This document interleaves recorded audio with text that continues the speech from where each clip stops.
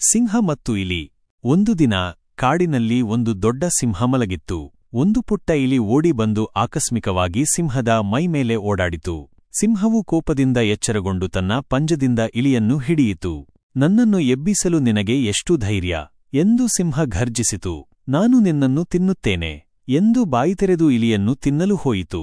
ಭಯಭೀತನಾದ ಇಲಿ, ದಯವಿಟ್ಟು ನನ್ನನ್ನು ತಿನ್ನಬೇಡ ಬಲಿಷ್ಠ ಸಿಂಹ, ನೀನು ನನ್ನನ್ನು ಹೋಗಲು ಬಿಟ್ಟರೆ ಒಂದು ದಿನ ನಾನು ನಿನಗೆ ಸಹಾಯ ಮಾಡುತ್ತೇನೆ ಎಂದು ಬೇಡಿಕೊಂಡಿತು.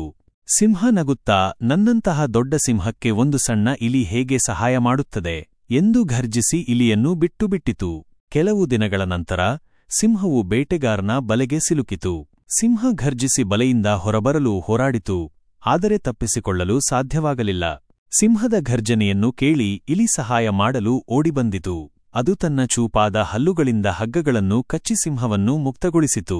ಸಿಂಹ ಮುಗುಳ್ನಗುತ್ತಾ ಹೇಳಿತು, ಧನ್ಯವಾದಗಳು ಪುಟ್ಟ ಸ್ನೇಹಿತ, ನೀನು ನನಗೆ ಸಹಾಯ ಮಾಡಬಲ್ಲೆ ಎಂದು ನಾನು ನಂಬಲಿಲ್ಲ, ಆದರೆ ನಿನ್ನಿಂದ ಸಾಧ್ಯವಿದೆ ಎಂದು ನನಗೆ ಮನವರಿಕೆ ಮಾಡಿದೆ. ನೀತಿ: ಮೂರ್ತಿ ಚಿಕ್ಕದಾದರೂ ಕೀರ್ತಿ ದೊಡ್ಡದು.